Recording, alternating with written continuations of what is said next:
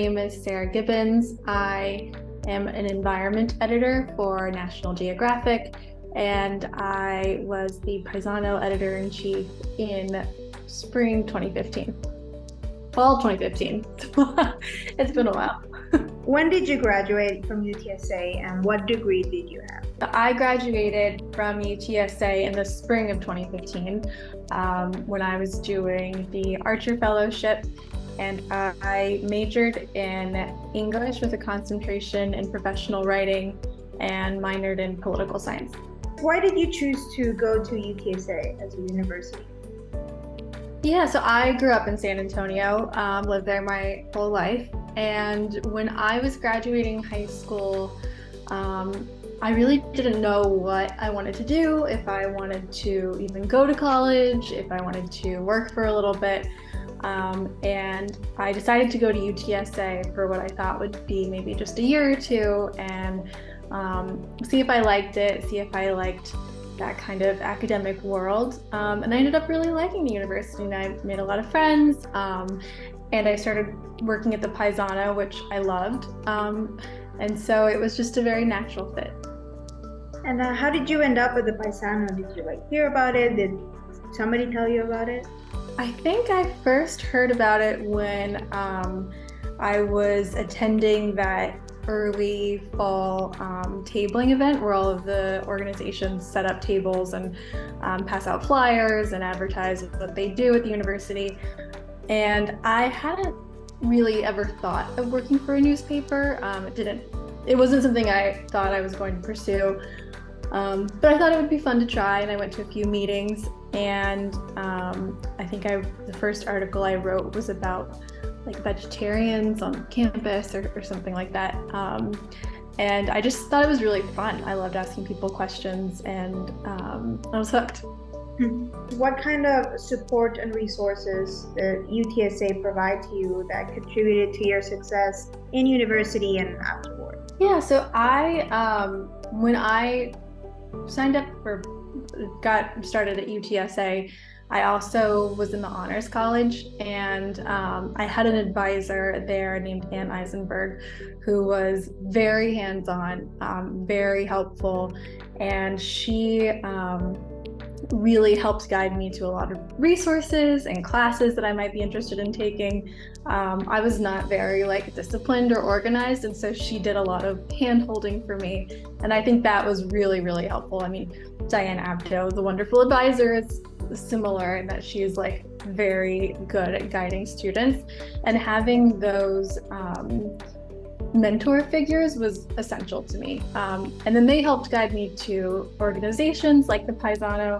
I was also in the Green Society, if that still exists, and found friends there and learned about different things that I liked. And they told me about the Archer Fellowship, and I think I even did a practice interview with Diane. And so just having that community and support network, not kind of going at it alone, was so essential, and something I'm really grateful to UTSA for. Cool. You mentioned the community of people around you, but did you enjoy your classes and your coursework, the load, and your professors as a whole? Yeah, I did. I mean, not all of it, but there were a few classes that I really remember liking. I think my favorite class that I took at UTSA was this honors seminar that was about business lessons you could learn from ancient Greek texts. And I'm not really a business person, but I don't remember how I ended up in that class, but it was really interesting and really engaging. And I think the best classes that I took there didn't just teach me interesting topics, but also taught me how to think about the world and how to just think critically, and I think that's so valuable. Yeah, which would you say was your favorite year? Were you a senior girl or junior? Probably senior. I think that's when I started to just feel like I kind of knew what I was doing, and I think that's when I felt the most confident at UTSA. Excellent. You said you were born and raised in San Antonio, so you didn't live on campus? I lived in a student apartment complex called Avalon, and then another student complex. And then my last year of college, I just lived in a non-student apartment. So I didn't live in the dorms. And did you spend a lot of time on campus? Like, Yeah, I did. I was at the library a lot. I spent a lot of time at the Paisano, actually, probably the most. I really like set up shop there. So, I mean, I loved UTSA, but I feel like the Paisano was like my main focus. It was like grades kind of came second. and the question is, did you have a favorite study spot? Would that be the Paisano building or some in the library?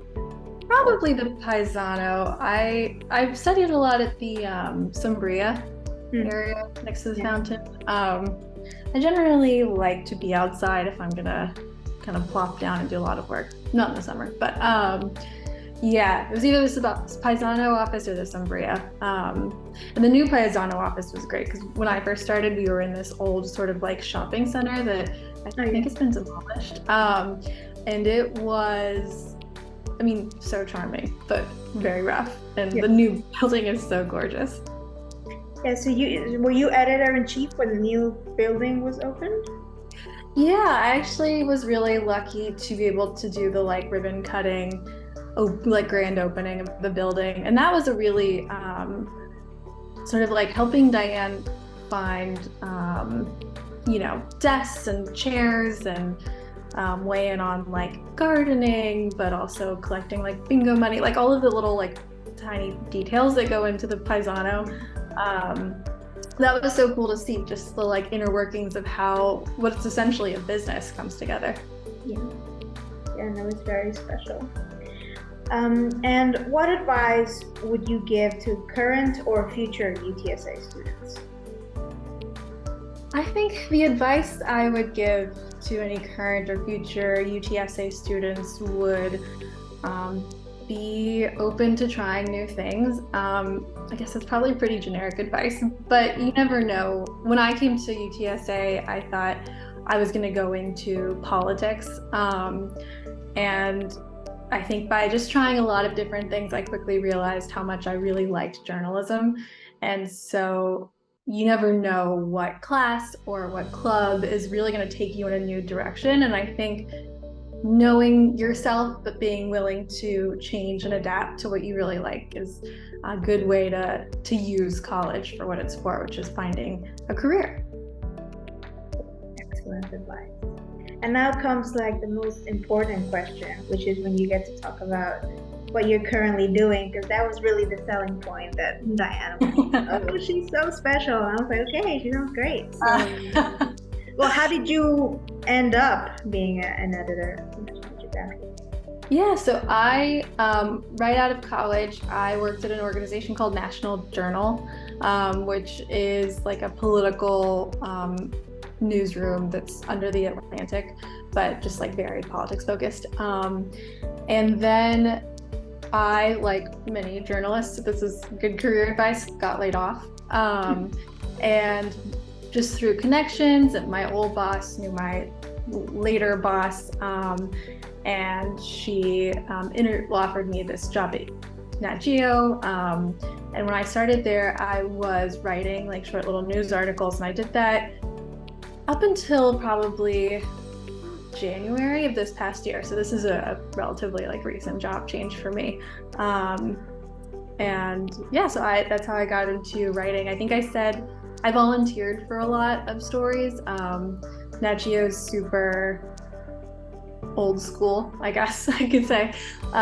So being willing to write about anything or travel anywhere just kind of opened a lot of doors for me. And I'm really loving editing now because I get to work with a lot of really talented writers and kind of be on the other side of that publishing process. Cool. And is there a favorite article that you've written, like really stands out in your catalog? Yeah, I specialize in like environment reporting and things like climate change. And because of that, I have written a lot of articles about natural disasters, especially ones that are influenced by climate change. And so in 2020, I happened to be in Louisiana because my fiance's family lives there, and there was a nearby city that got hit by this really bad hurricane. And so I went over there and reported from those neighborhoods and talked to a bunch of different people. And it was super challenging, but I really like being able to talk to people and kind of share their stories meant a lot to me. Would you say that's the favorite part of your job, or you like the traveling, or? Yeah, I think, the traveling is great. I think that was really enticing to me in getting into journalism in the first place. But I really like interviewing people and asking them questions. I get to talk to people who have really interesting and specific jobs, studying like spiders or like clouds. And so I get to just learn a little bit about everything all the time, which is really lucky. That sounds really, really fun. And did the Archer Fellowship you do connect you in any way to where you are now, or was it just like just something else? Yeah, kind of. It got me to DC, and when I did the Archer Fellowship, I actually didn't work in journalism. I worked at a lobbying firm called the Podesta Group that has since closed. But being in the Archer Fellowship connected me to a lot of other students or other alumni who were from like UT Austin or UT Rio Grande or El Paso, like all of the UT school systems. And that was really helpful when I decided I just wanted to stay in DC for a while instead of going right back to Texas. I kind of plugged into that network and was able to find connections to my first job, which was at National Journal there. So that was really, the classes were great and it was a fun experience in the internship, but just the exposure to DC and the network was probably the most valuable thing about the Archer Fellowship for me.